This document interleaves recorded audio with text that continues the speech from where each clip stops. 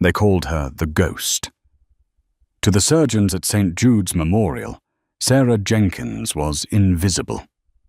Just the sterile processing tech who cleaned the blood off their scalpels in the hospital basement. She wasn't allowed to touch patients. She wasn't allowed to speak during rounds. She was nobody. Until the night the bridge collapsed and the ER turned into a war zone. Amidst the screaming and the panic, the chief of surgery froze. That's when Sarah rolled up her sleeves, revealing a faded, terrifying designation branded on her forearm. Medic 7. In the military, that code doesn't exist anymore, because everyone who carried it was supposed to be dead. The basement of St. Jude's Memorial Hospital in Seattle smelled perpetually of harsh detergent and superheated steam.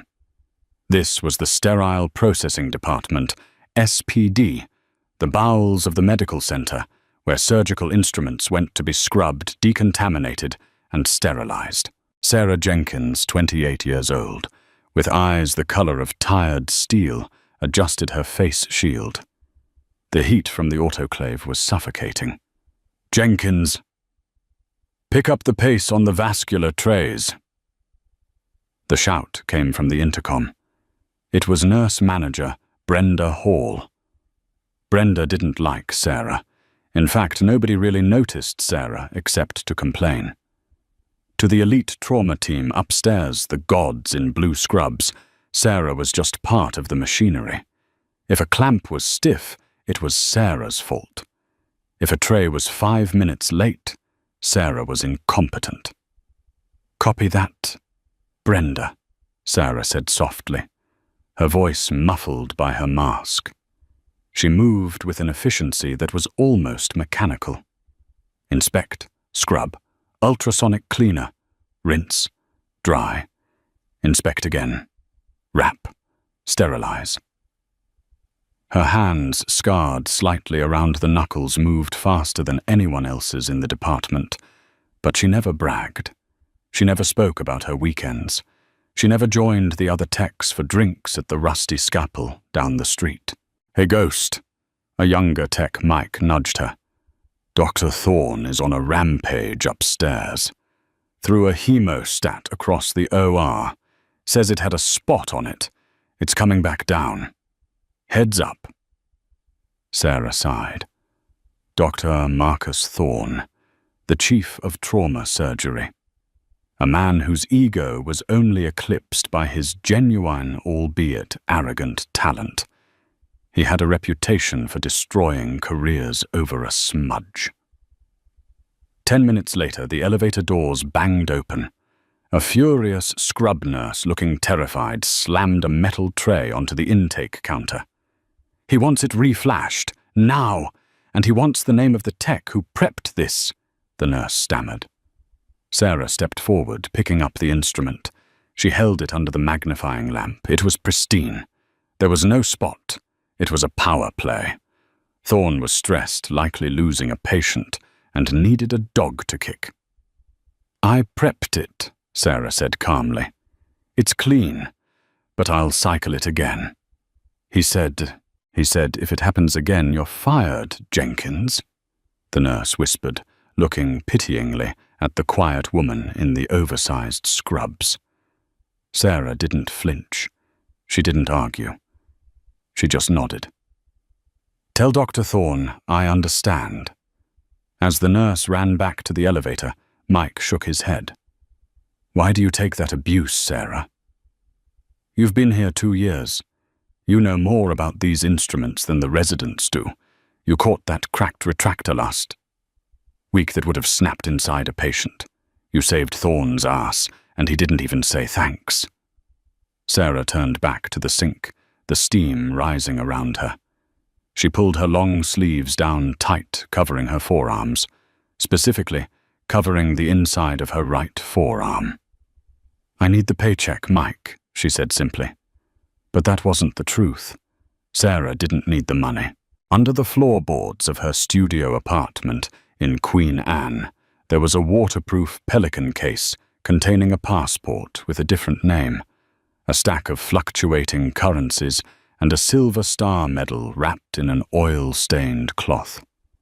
She stayed at St. Jude's because she was hiding, and the best place to hide is in plain sight, doing the dirty work that no one else wants to do. She thought she was safe in the basement. She thought the past was buried in the desert thousands of miles away. She was wrong. The rain started at 4:00 p.m. Typical Seattle drizzle that quickly mutated into a blinding torrential downpour. By 5:30 p.m., the wind was howling off the Puget Sound, shaking the glass windows of the hospital lobby. Sarah was clocking out. She had her backpack slung over one shoulder, her head down, walking toward the employee exit. She wanted to get home, feed her cat Barnaby, and sit in silence. Boom! The sound wasn't thunder. It was a concussive thud that vibrated through the floor tiles, followed immediately by the flickering of the overhead lights. The hospital's backup generators kicked in with a low hum. Then the alarm started. Not a fire alarm. The disaster alarm. Code triage external. Code triage external. Level 1. ER stat. The overhead voice wasn't the usual automated system. It was the frantic voice of the hospital administrator, Evelyn Vance. Sarah stopped at the door. She should leave. She wasn't medical staff. She was a cleaner of tools. If she stayed, she'd just be in the way. That was the rule: non-clinical staff clear the area. But then her phone buzzed with a news alert. Breaking multi-vehicle collision and partial collapse on I-5 express lanes. Mass casualty incident. A bus, a fuel tanker, 3 commuter cars. The doors to the ambulance bay burst open. The sound of screaming flooded the hallway.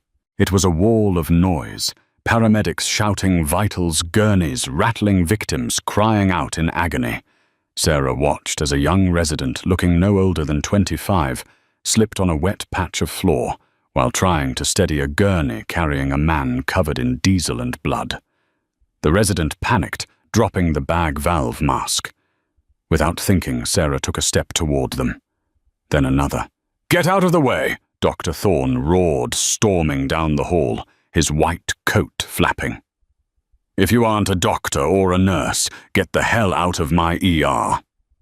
He shoved past Sarah, nearly knocking her into the wall. He didn't even recognize her as the woman he'd threatened to fire 2 hours ago. Sarah froze. "Walk away, Sarah," she told herself. "You are Sarah Jenkins. You clean scissors. You do not save lives. Not anymore." She turned to the exit.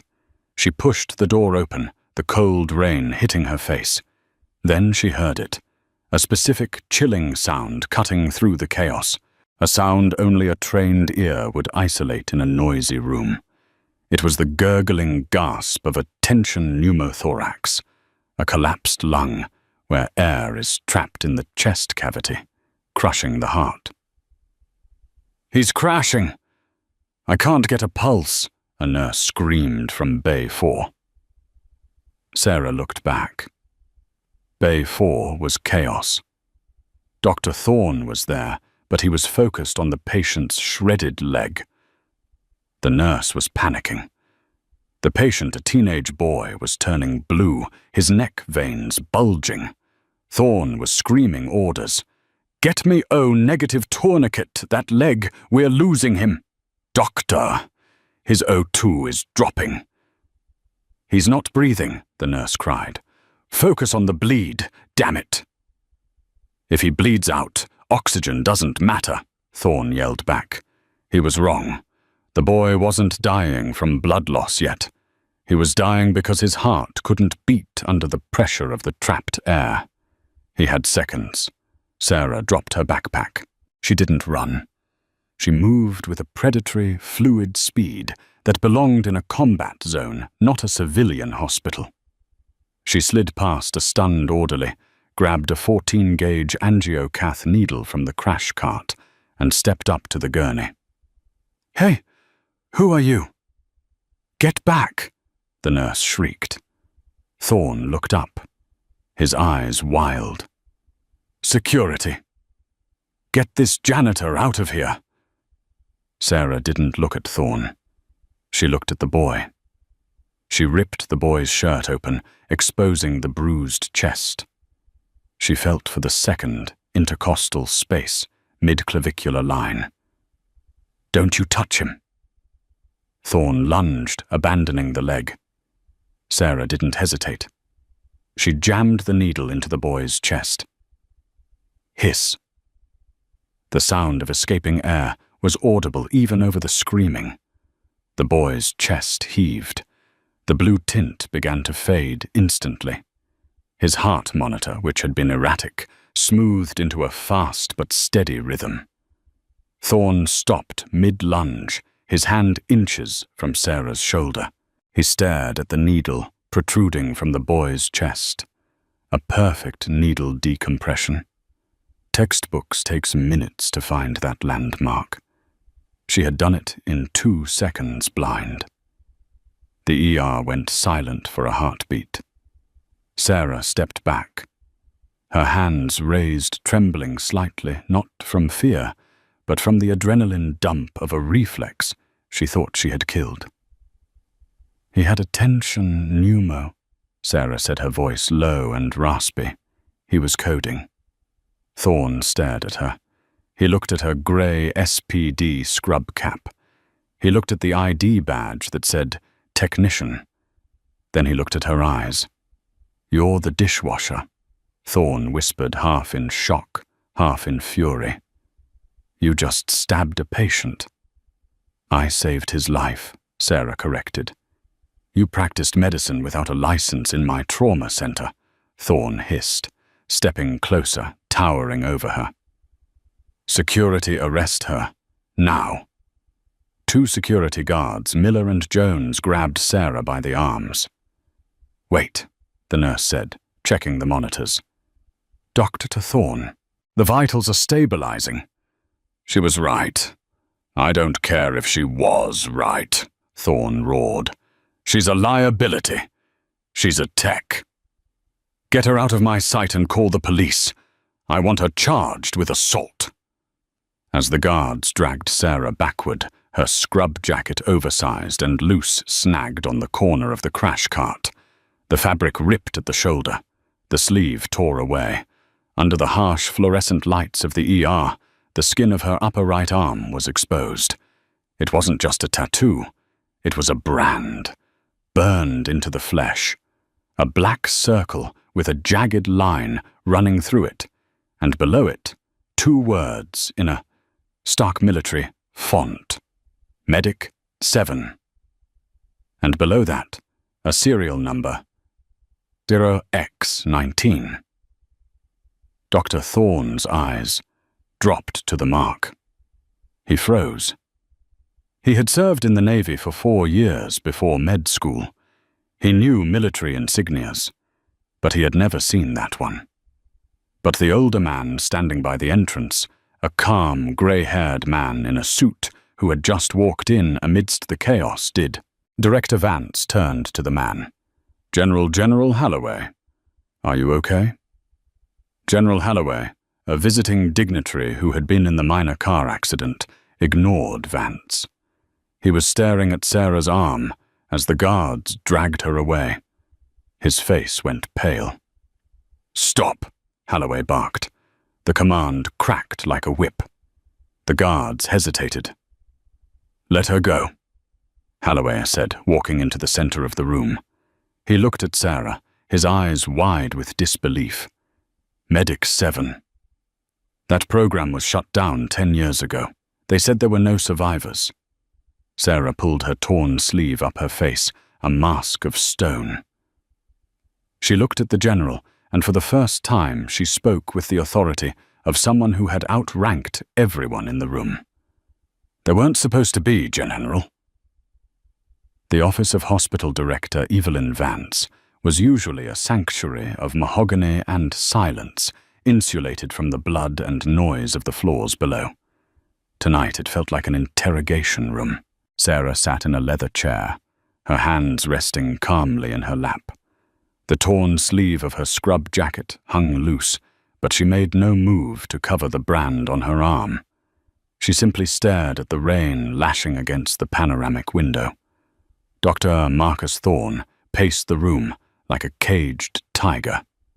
"This is insanity, Evelyn," Thorne shouted, pointing a finger at Sarah. "I don't care what kind of military tattoo she has. She is a sterile processing technician. She cleans instruments. She just assaulted a minor and performed an invasive procedure without a license. If that boy develops an infection, if he dies, this hospital is finished. I want the police here now." Director Vance looked pale. She rubbed her temples, looking from her star surgeon to the quiet woman she had employed for 2 years. "Sarah," Vance asked, her voice trembling slightly, "is it true? Did you perform a needle decompression?" "Yes," Sarah said. Her voice was flat, devoid of emotion. "Why?" "Because, Doctor." "Thorne missed it," Sarah replied. She didn't say it with malice. She stated it as a fact, like saying the sky was grey. Thorne turned purple.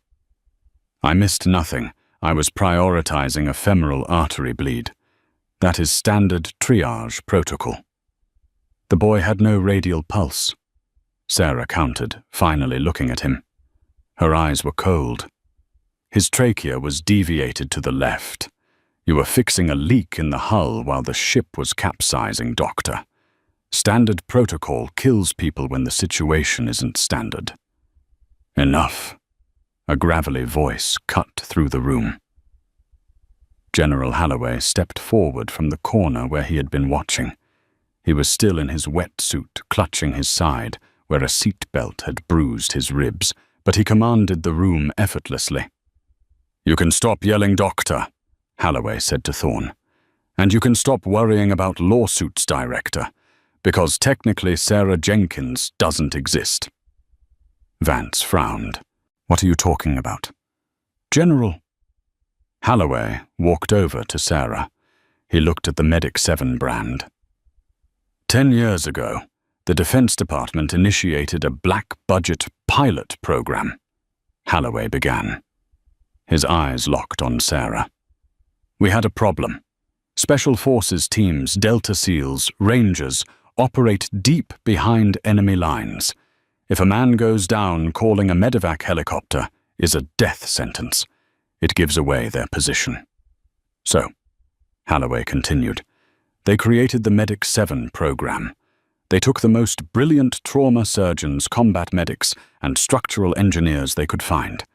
They put them through the same training as the operators, Halo Jump's CRA School Advanced Combat Marksmanship. And then they taught them a new kind of medicine, austere surgical intervention. Medicine with no electricity, no blood bank, no backup, just a knife and a prayer." Thorne scoffed. "That sounds like a Tom Clancy novel. It's a myth." "Is it?" Holloway pointed to the brand. "The circle represents the chaotic world. The jagged line is the pulse they protect. The number 7. That was the kill rate. For every 10 candidates who entered the training 7 washed out or died." The room went silent. "The unit was deployed to the sandbox," Holloway said softly. "Afghanistan, Syria. Places that aren't on the maps, but in 2018 an operation in the Peck Valley went wrong. A listening post was overrun. We lost contact. The official report said the entire Medic 7 unit was wiped out in an airstrike to prevent capture." Holloway leaned down, his face inches from Sarah's. "I signed the death certificates myself. I attended the memorial at Arlington. There was no body in your casket, soldier. So tell me, how is a ghost sitting in Seattle washing surgical clamps?" Sarah finally looked at the general.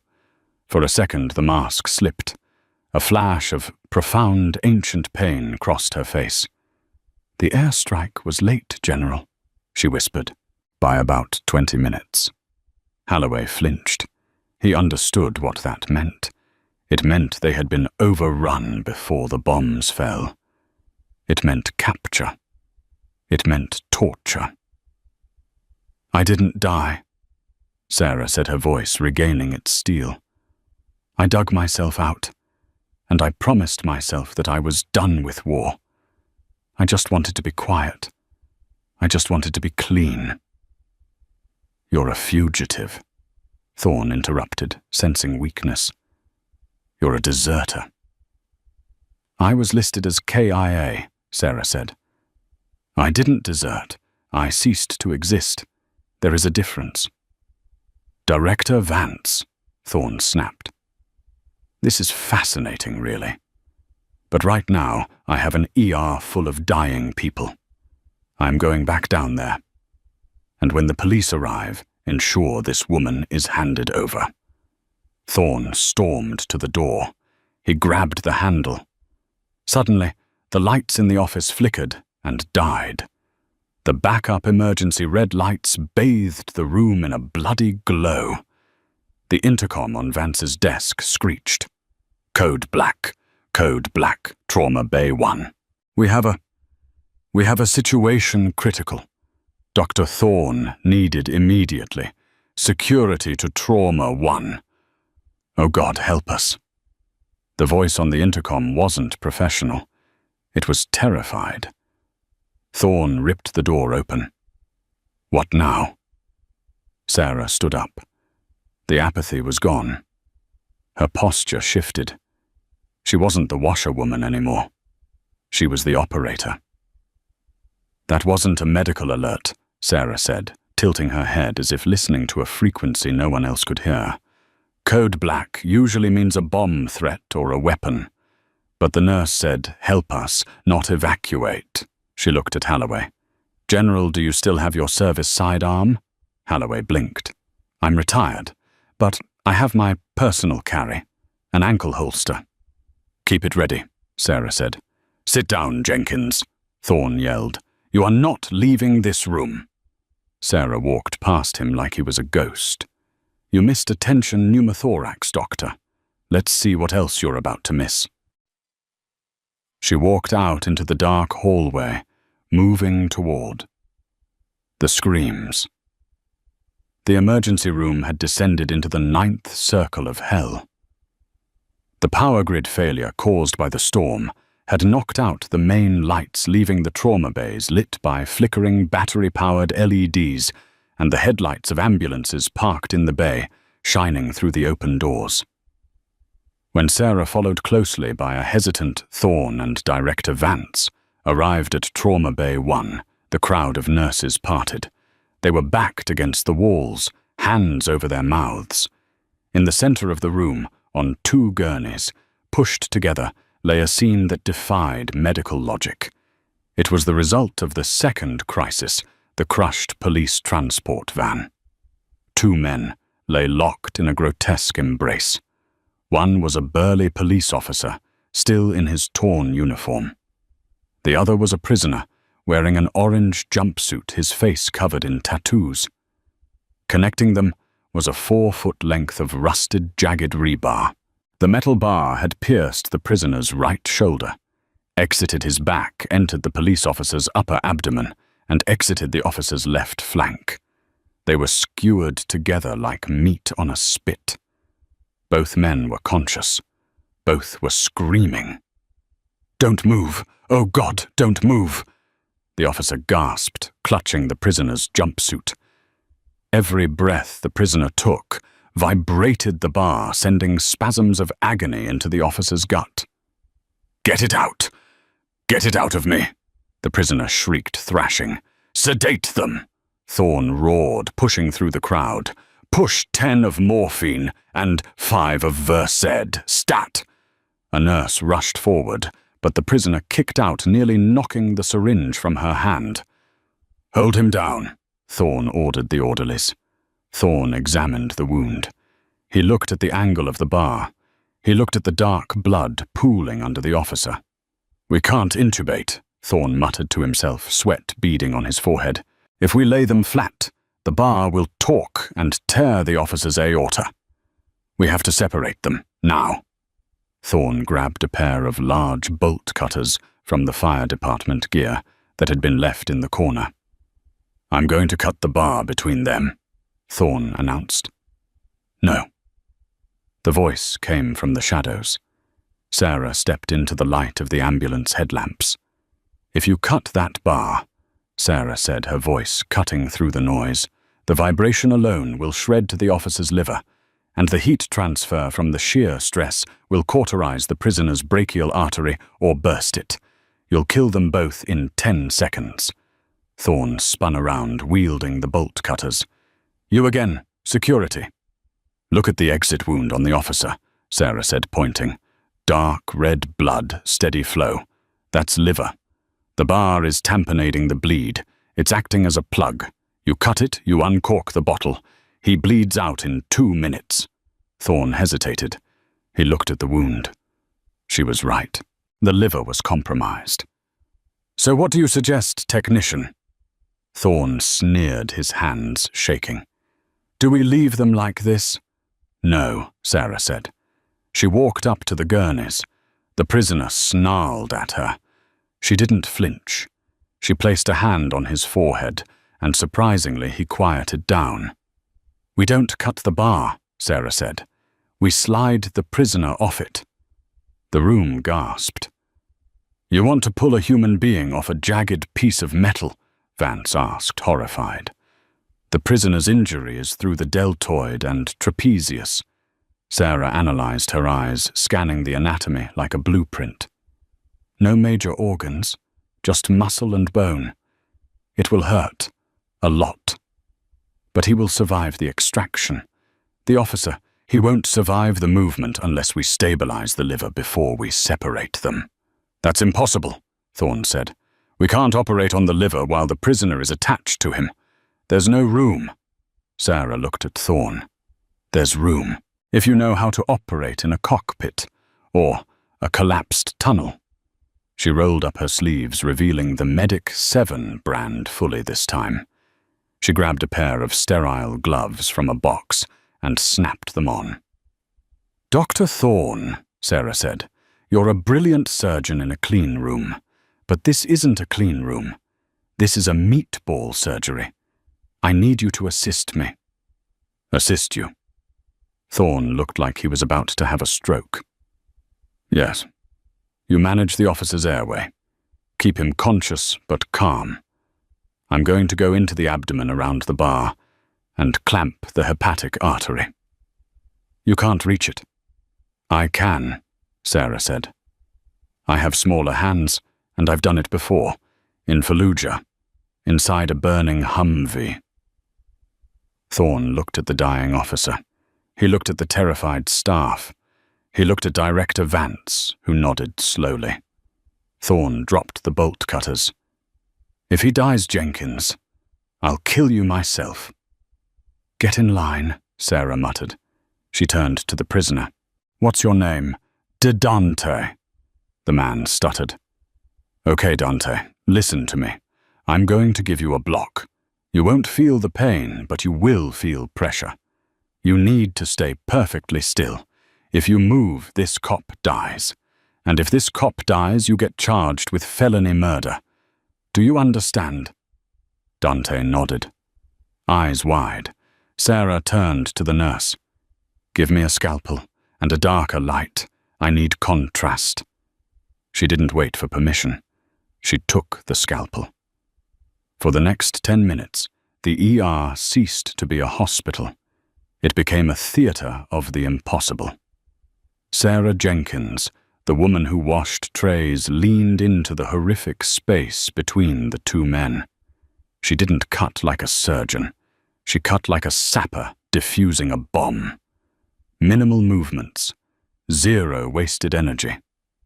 "Retractor," she commanded. Thorne, humbled by the sheer insanity of the moment, obeyed. He held the retractor. "I see the bar," Sarah whispered. "It's resting against the vena cava. 1 millimeter shift and he's dead." She reached her hand deep into the officer's open wound, sliding her fingers along the rusted metal. The bacteria count alone would give an infection control nurse a heart attack, but Sarah didn't care. Infection was a problem for tomorrow. Death was the problem for today. "I have the artery," she said. "Clamp." Thorne handed her a vascular clamp.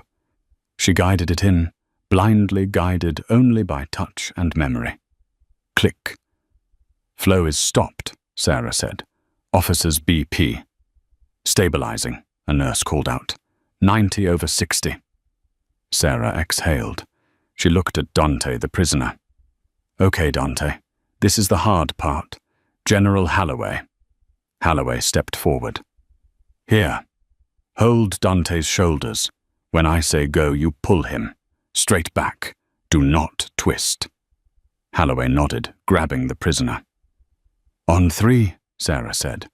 She gripped the bar where it exited the officer, stabilizing it with her own body strength to prevent it from tearing the liver as Dante slid off. 1, 2, 3. "Pull," Dante screamed. The sound was wet and grinding as the rusted ridges of the rebar dragged through his shoulder muscle. Holloway pulled with old man strength fueled by adrenaline. Squelch. Dante came free. He collapsed back onto his gurney, blood pouring from his shoulder, but alive. The officer remained on his gurney, the bar still in him, but he was alone now. "Get Dante to Bay 2. "Pack the wound," Sarah ordered. "Thorne, the officer is yours. The liver is clamped. You can remove the bar safely now."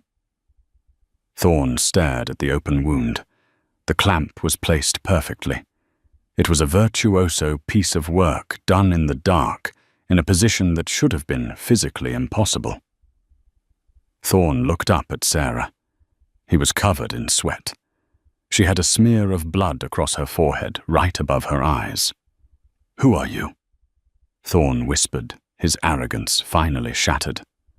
Sarah stripped off her bloody gloves. "I told you. I'm just the tech." She turned to leave her hands trembling now that the moment had passed. But the night wasn't over. As the team swarmed the officer to finish the surgery, the doors to the ambulance bay crashed open again. This time it wasn't a paramedic. 3 men in dark, tactical gear, wearing gas masks, burst into the ER. They weren't police. They weren't SWAT. They carried assault rifles, not hang-ons. They didn't look at the patients. They looked at the staff. One of them raised his rifle and fired a shot into the ceiling. Debris rained down on the sterile field. "Everybody down!" the leader screamed, his voice distorted by the mask. "Nobody moves. We are looking for a patient. Identification number 00X19. The room froze. Thorne looked at Sarah. Vance looked at Sarah. Holloway reached for his ankle. Sarah stood still in the center of the trauma bay. She looked at the gunman. She recognized the gear. She recognized the tactical stance. They weren't here for the prisoner. They weren't here for the drugs. "They're here for me," Sarah whispered. The Medic 7 program hadn't just been shut down. It had been hunted, and the hunters had just found the last survivor. The silence that followed the gunshot was heavier than the lead slug buried in the ceiling tiles. The 3 men in tactical gear fanned out with practiced precision. They moved like oil, smooth, silent, and toxic. The leader, a towering figure whose gas mask obscured everything, but cold, pale blue eyes, lowered his rifle just enough to scan the room. "I will repeat myself once," the leader said. His voice was accented South African, or perhaps Rhodesian, and distorted by the mask's amplifier. We are looking for a biological asset. Designator 00X19. We know she is in this room. Dr. Thorne stood in front of the gurney holding the police officer he had just operated on. For all his arrogance, for all his bluster, Marcus Thorne was a doctor. And in his ER, nobody died unless he said so. There are no assets here, Thorne said, his voice shaking, but loud. Only patients. You are violating a sterile field. Get out! The leader turned his head slowly toward Thorne. He didn't speak. He simply raised his rifle and pointed it at the head of the nurse standing next to Thorne. Brenda, the manager who had yelled at Sarah earlier that day. The asset, the leader said calmly, or the nurse becomes anatomy. Brenda sobbed, her hands trembling over her mouth.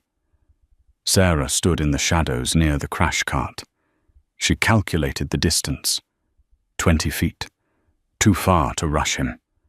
The other two gunmen had overlapping fields of fire. If she moved, Brenda died. If she surrendered, everyone died. Eventually, these were cleaners. They didn't leave witnesses. Sarah stepped forward, her hands raised. Silas, she said. The leader froze. He lowered the rifle slightly, turning toward Sarah. I know that voice, the leader said. He reached up and unclipped his mask, pulling it off. Declan Silas, ex-mercenary. A man who had done the dirty work for the CIA in Yemen, while Sarah was stitching up orphans in Syria. He wasn't military. He was a butcher for hire. Well, well, Silas grinned, revealing teeth stained with tobacco. The ghost of Kandahar. We were told you burned. I don't burn easy, Declan, Sarah said, her voice steady. What's the contract? Clean up loose ends. Silas shrugged. The Medic 7 files were declassified by mistake during a congressional hearing last week.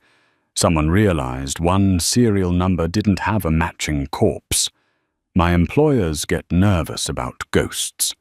They prefer corpses. So you're here to kill me, Sarah said. And everyone who has seen your face, Silas added casually. He gestured around the room. Can't have stories getting out. Sad tragedy. Hospital caught in the crossfire of a gang dispute. Very messy. Thorne's blood ran cold. Everyone. Let them go, Declan, Sarah said. This is between us. It's really not, Silas sighed. Check fire, he barked to his men. Secure the target. One of the gunmen moved toward Sarah, pulling zip ties from his vest. Sarah looked at Thorne. She locked eyes with him. It was a look of apology and of command. Get ready, her eyes said. As the gunman reached for her, Sarah didn't pull away. She leaned in. You forgot the first rule of the sterile core, Declan, she whispered. What's that? Check the pressure. Sarah kicked the crash cart next to her. But she didn't just kick it over. She had secretly looped the tubing of a massive E-cylinder oxygen tank through the wheel of the cart during the standoff. As the cart toppled, it sheared the regulator off the top of the pressurized tank. Boom! It wasn't an explosion of fire. It was a missile launch. The oxygen tank, pressurized to 2,000 psi, became an unguided rocket. It shot across the room, smashing into the gunman, reaching for her, shattering his ribs, and launching him backward into the wall. The room exploded into chaos. The hiss of escaping gas was deafening. Get down! Thorne screamed, tackling Brenda to the floor. Silas fired blindly through the white fog of freezing oxygen, but Sarah was already gone. She hadn't run for the exit. She had slid under the neighboring gurney, slashed the ankle of the second gunman with the scalpel she'd palmed earlier, and rolled into the dark corridor leading to the radiology wing. Seal the exits, Silas roared, clutching his ear, where the noise had disoriented him. She's in the building. Hunt her down. Kill anyone found standing whole. Sarah sprinted barefoot down the hallway, the cold linoleum biting her skin. She ripped off her scrub top, leaving her in a grey tank top and scrub pants. She needed to be faster. She wasn't Srut the technician anymore. The ghost was back, and she had just turned St. Jude's Memorial Hospital into a kill box. The hospital was a labyrinth, and Sarah Jenkins knew every inch of it. While the doctors knew the elevators and the patient rooms, Sarah knew the spaces in between. She knew the service chases, the linen chutes, and the sprawling, steam-filled underworld of the Sterile Processing Department, SPD. She was in the basement now. The emergency lights cast long, skeletal shadows against the stainless steel autoclaves. Her breath came in slow, measured rhythms. Inhale for 4. Hold for 4. Exhale for 4. She didn't have a gun. She didn't have a radio. She had a department full of tools designed to cut, crush, and burn. She heard heavy boots on the stairs. 2 hostiles. Silas had sent teams to sweep the basement, knowing she would head for the exits or the power grid. Sarah slipped into the decontamination room. She grabbed a spray bottle of high-concentration enzymatic cleaner stuff that dissolves blood and protein on contact, and a lighter she kept in her locker for the smokers who forgot theirs. The door creaked open. The beams of tactical flashlights cut through the steam. "Check the corners," a voice whispered. "She's unarmed. Just a girl." Sarah crouched behind a rack of drying trays. Just a girl. That was their mistake. She waited until the first beam of light passed over her head. She moved. She didn't attack the man. She attacked his senses. She sprayed the enzymatic cleaner directly into the eyes of the point man. The chemical wasn't lethal, but it burned like acid.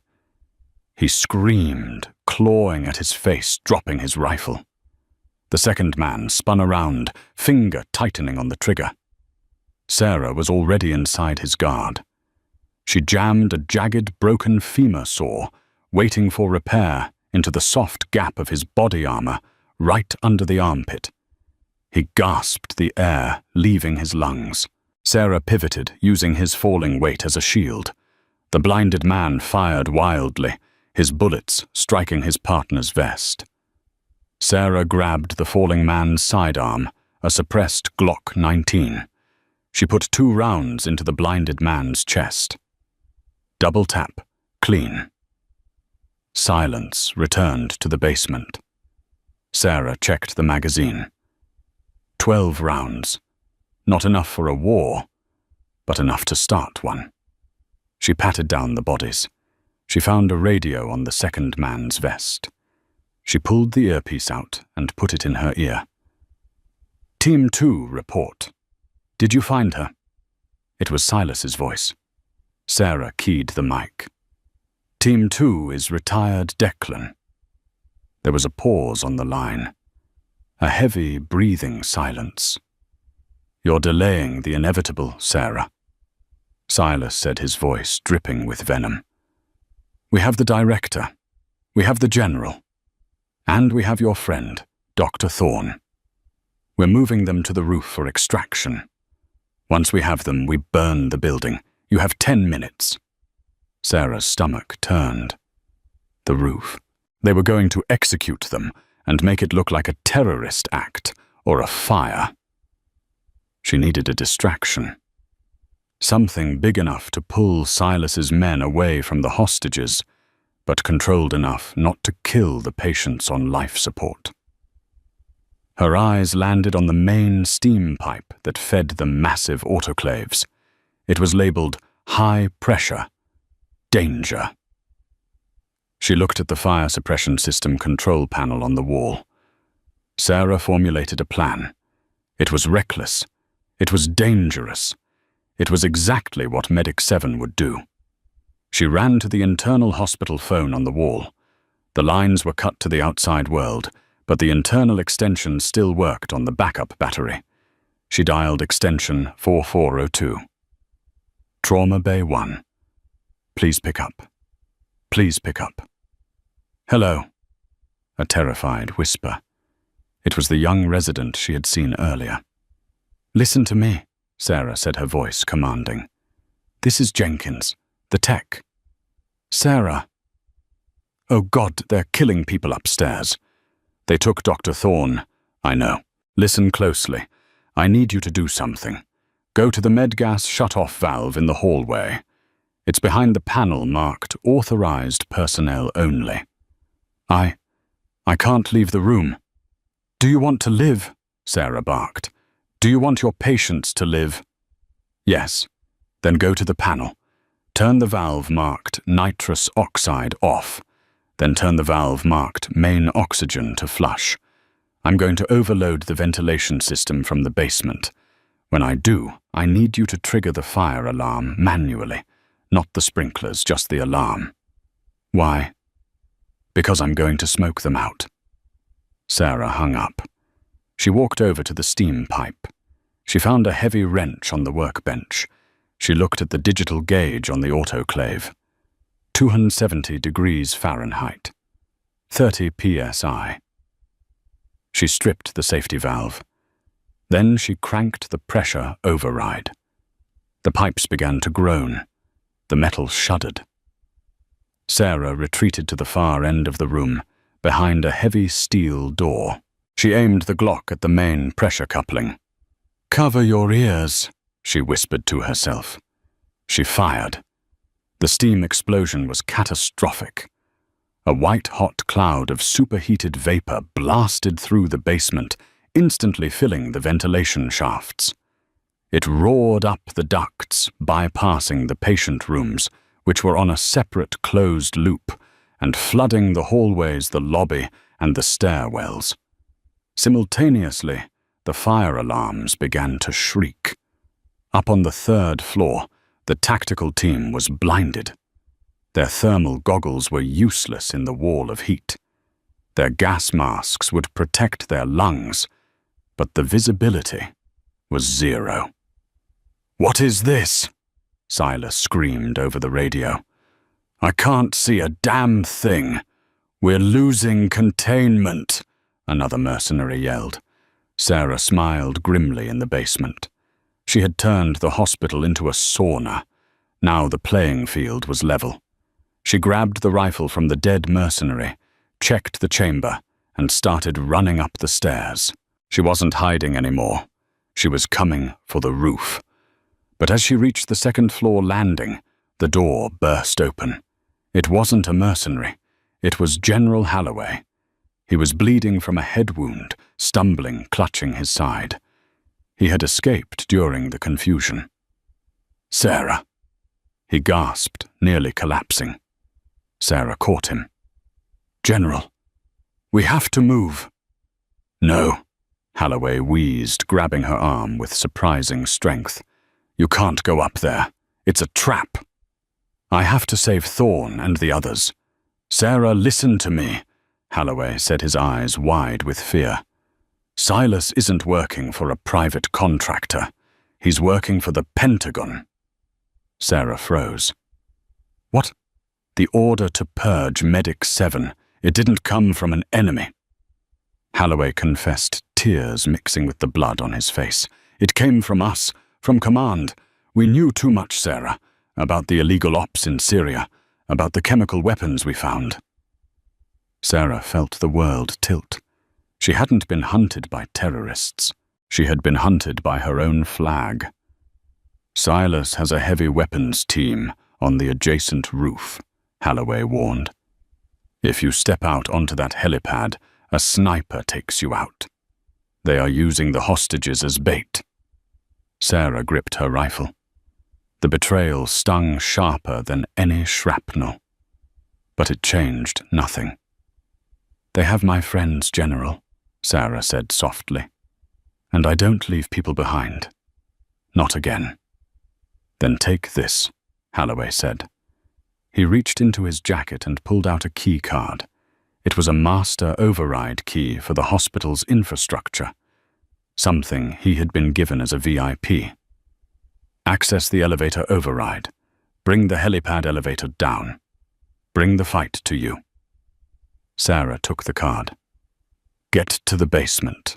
Lock the door behind you. Give 'em hell, medic, Holloway whispered. Sarah turned and ran toward the elevator shaft. She wasn't going to the roof. She was going to bring the roof down to her. The main atrium of St. Jude's Memorial was a cavern of glass and steel, currently illuminated only by the strobe light flashes of the fire alarm and the lightning tearing through the sky outside. Sarah stood behind the reception desk, her breathing shallow. She held the general's key card in one hand and the stolen Glock in the other. She looked at the elevator indicator. The express car, the one heading for the helipad, had stopped moving up. It was frozen between the 8th and 9th floors. Sarah jammed the card into the security terminal. Her fingers flew across the keyboard. She wasn't hacking code. She was overriding the building's safety protocols. She initiated code Omega Emergency Lockdown Descent. Clunk. The cables groaned. The elevator didn't go up to the waiting sniper. It began to descend. Fast. Sarah vaulted over the desk. She dragged 2 heavy vending machines across the polished floor, creating a V-shaped choke point in front of the elevator doors. She smashed the glass of the gift shop, scattering teddy bears and flowers, and grabbed a handful of Mylar get-well-soon balloons. She tied them to the back of a wheelchair and shoved it into the center of the room. The elevator hit the ground floor with a jarring thud. The doors dinged a cheerful sound that felt obscenely out of place. The doors slid open.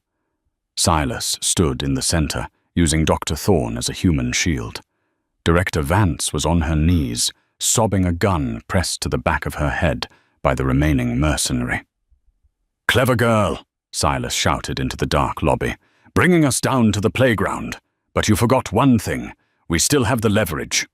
He dug the barrel of his pistol into Thorne's neck. "Come out, Sarah, or the good doctor gets a closed casket funeral." Sarah didn't answer. Instead, the wheelchair with the balloons drifted slightly in the draft from the broken front doors. The mercenary covering Vance flinched, firing a burst at the movement.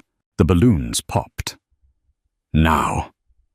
Sarah rose from the shadows of the mezzanine balcony above them. She didn't shoot. She dropped something. A heavy industrial fire extinguisher she had rigged with a shaped charge made from a flare and cleaning alcohol. It exploded mid-air, halfway between the balcony and the floor. A cloud of white, chemical powder erupted instantly, filling the elevator car and the immediate area with a blinding, choking fog.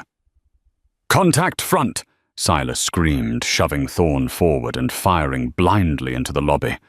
Sarah dropped from the balcony, landing in a roll. She was a ghost in the white mist. She moved toward the mercenary, holding Vance. He was coughing, waving his rifle to clear the powder. Sarah stepped inside his reach. She didn't use her gun. She used a scalpel she had taped to her palm. She slashed his wrist, the radial artery, forcing him to drop the weapon. Then she spun him, driving her knee into his solar plexus. As he doubled over, she struck him at the base of the skull with the butt of her pistol. He dropped like a stone. "Run!" Sarah screamed to Vance. "Get behind the desk." Vance scrambled away on her hands and knees. Now it was just Sarah and Silas. The powder was settling. Silas had retreated behind a concrete pillar. He still had Thorne. He had the doctor in a chokehold, his gun pressed to Thorne's temple. "End of the line, Medic 7, Silas spat. "Drop the gun, or I paint the wall with his brains." Sarah stood up 20 feet away. She raised her hands, the Glock dangling from her finger. "Let him go, Declan," she said, her chest heaving. "He's a civilian. He doesn't know anything." "He knows you," Silas sneered. "And that's enough." Sarah looked at Thorne. The arrogant surgeon was battered, bleeding from a cut on his lip, terror in his eyes. But he was looking at Sarah. And in that moment, he didn't see a technician. He saw a surgeon of a different kind. To talk Thorne. Sarah said, her voice calm and conversational. "Do you remember the anatomy of the brachial plexus?" Thorne blinked. "What? The cluster of nerves in the shoulder," Sarah said, staring at him intensely. "Specifically, the ulnar nerve distribution." Silas laughed. "Trying to give a lecture. Drop the gun." "Dr. Thorne," Sarah continued, ignoring the gun. "If you were to apply sudden violent retrograde pressure to the elbow of the arm holding you, what would happen?" Thorne's eyes widened. He understood.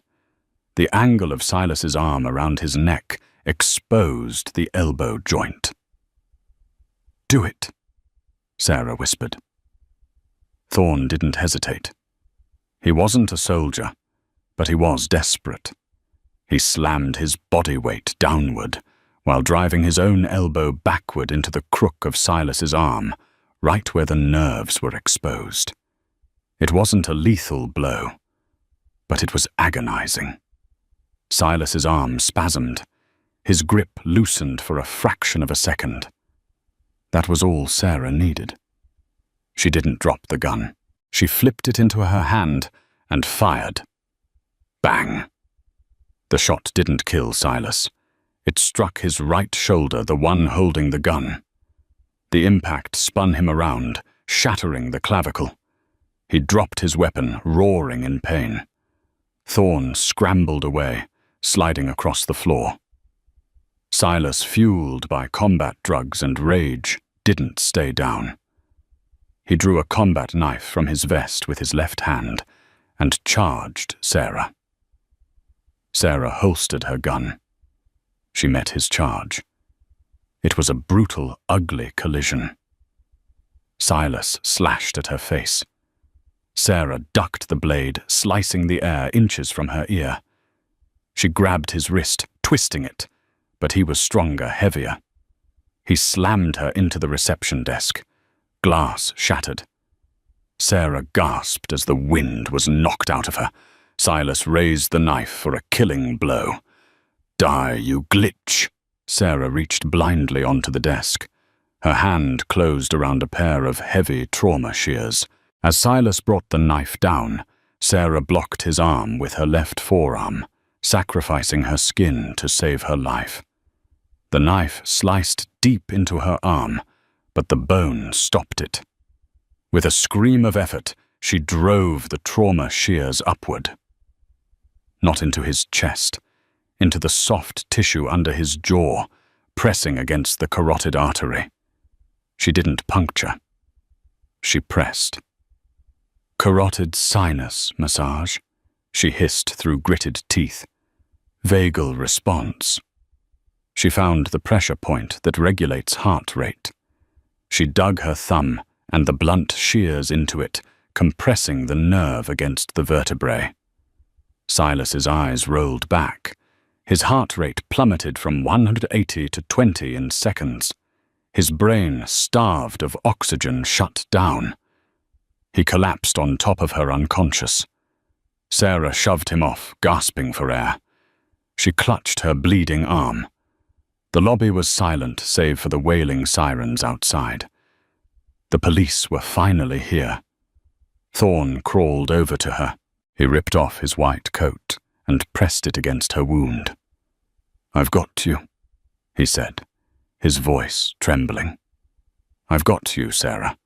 Pressure is holding." Sarah looked up at him. She looked at Vance, who was staring at her in awe. She looked at General Holloway, who had just limped out of the elevator shaft. "You have to go," Holloway said, leaning against a pillar. "What?" Thorne snapped. "She needs a hospital. She needs surgery." "The police are coming," Holloway warned. And behind them the feds. If they find her, she disappears for good this time. Silas was just the cleanup crew. The people who sent him are still in charge. Sarah struggled to her feet, leaning on Thorn. "He's right," she whispered. "I can't let you leave," Thorn said, tears in his eyes. "You saved my life. You saved all of us." "Then save mine," Sarah said. "Let me go." Thorn looked at the wound. He looked at the woman who had lived in the shadows of his hospital for 2 years. He nodded. "Go out the back," Thorn said. "Through the morgue exit. The cameras there have been broken for weeks. I never fixed them." Sarah smiled weakly. "Incompetence finally pays off." She touched his arm. "You're a good doctor, Marcus. Try to be a nice one." She turned to the general. "You handle the cleanup. I'll tell them Silas went rogue," Holloway promised. "I'll bury the file deep this time. You were never here." Sarah grabbed a paramedic jacket from a hook near the door.